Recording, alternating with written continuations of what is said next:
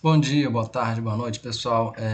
Hoje, né, nesse vídeo, eu vou fazer alguns apontamentos, né, falar um pouquinho sobre a semana 2, né, do PET 2 do segundo ano do ensino médio. Esses apontamentos, essa aula vale tanto para os meus alunos da manhã, como também para os alunos do noturno, né, do professor Alex. Vamos acompanhar aí. O PET, vocês já observaram que ele, para quem está acompanhando com frequência, né, sistematicamente, o PET, na segunda semana, ele fala sobre a construção do Império Brasileiro. Seguinte, o Império Brasileiro vai se formar a partir de 1822 e vai ter fim em 1889. Um período bem grande e, em função disso, ele é dividido em três fases, né? O primeiro reinado, o período regencial e o segundo reinado. O primeiro reinado, né, eu vou falar especificamente dele, né, ele vai de 1822 até 1831. 1822 é quando o país se torna independente e o processo, né, de construção da nação brasileira, né, do Estado Nacional, começa a partir daí. Só que os problemas brasileiros eles começam já a partir desse momento, né, porque primeiro o país precisava ter o reconhecimento da sua independência. Para isso, né, o Brasil, ele, de certa forma, o Dom Pedro I articula politicamente com a Inglaterra, com os Estados Unidos e com o México, né, que vão ser os países, né, que inicialmente, principalmente os primeiros países, né, a reconhecer a independência vai ser Estados Unidos e México, porque os países da Europa, de certa forma, eles tinham, né, a intenção de reconhecer a independência do Brasil após o reconhecimento de Portugal, né, que era a colônia, né, que era o dono do território anteriormente.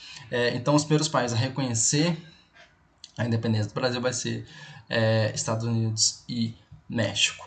No texto do PET, né, tem algumas indicações bastante interessantes. Você faz uma reflexão aí sobre a bandeira nacional, a bandeira adotada, né, no Império, e a nossa atual bandeira, conforme vocês podem observar, ela decorre, né, dessa bandeira aí. Seguinte, em 1822, quando o Brasil se tornou independente, no ano depois, né, no ano posterior, em 1823, o Dom Pedro I convocou uma Assembleia Nacional Constituinte. Qual que é o objetivo de uma Assembleia Nacional Constituinte? Né? É fazer uma Constituição, né, construir uma Constituição para o país. Em 1823, né, essa Assembleia foi convocada, os deputados foram eleitos e começaram o debate para ver quais seriam o conjunto de regras adotadas no Brasil. Seguinte, o principal debate nessa Assembleia Nacional Constituinte estava com relação à forma de organização.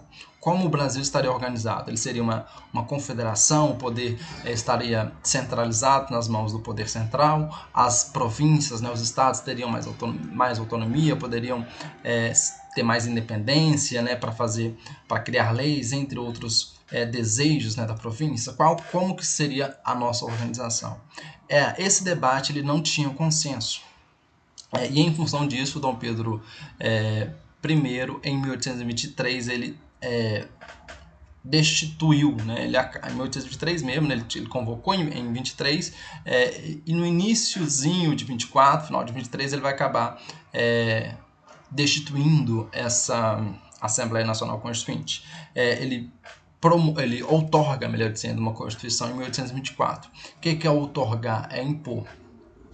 A primeira Constituição brasileira, esse já é um apontamento do nosso país, ela não foi fruto do consenso, do debate da sociedade, ela foi imposta pelo Dom Pedro I.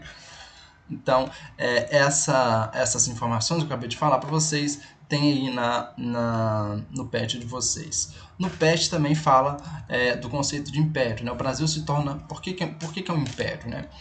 Império a gente pode definir quando um determinado território, um determinado grupo tem um controle político, cultural ou econômico sobre um vasto, um extenso território. E nesse vasto ou extenso território há também diferentes culturas, diferentes tribos, diferentes grupos étnicos, que era o caso do Brasil. O Brasil tinha um território bastante grande, né?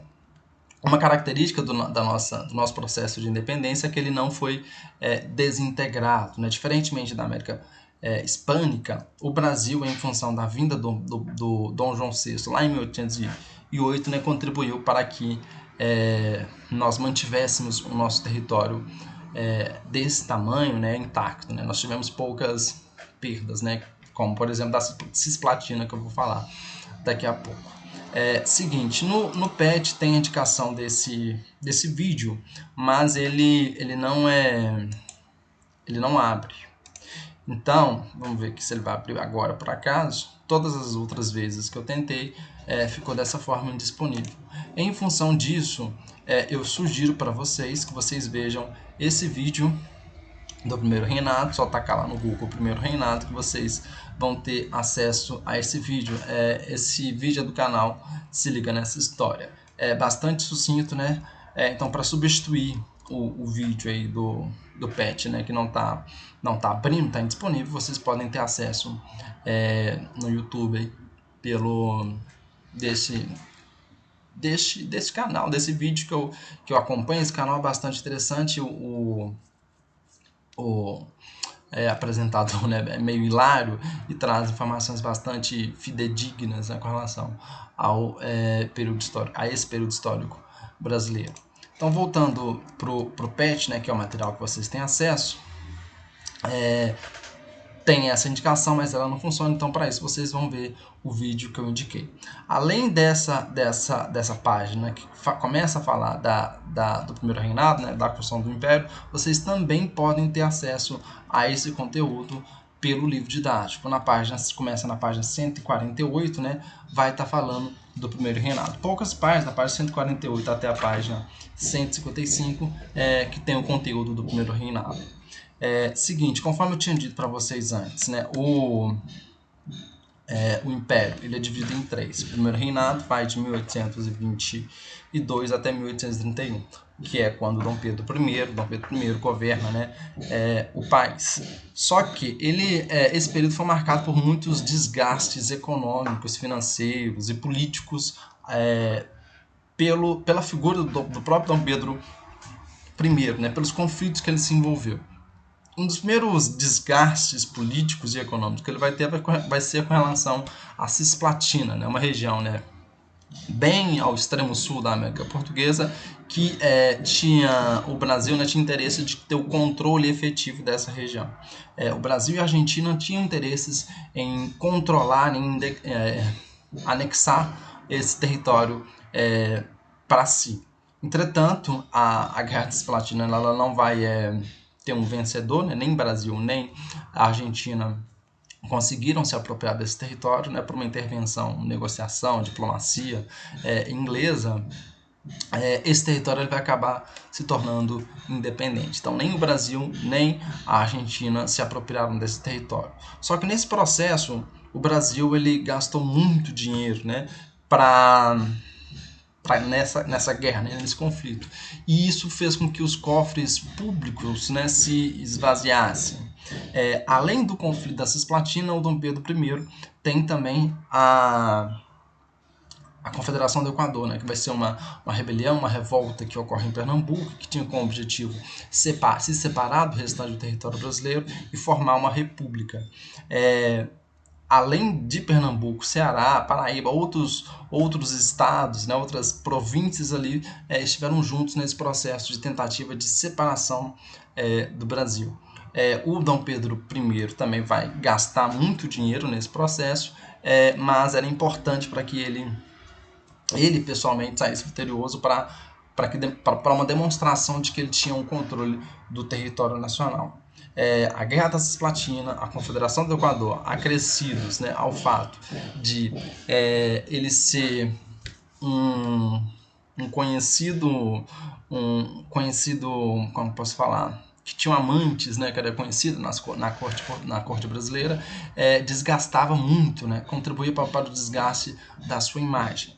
Além disso, tem outros problemas, né, que vai ser somados a isso aí, como por exemplo a situação de Portugal.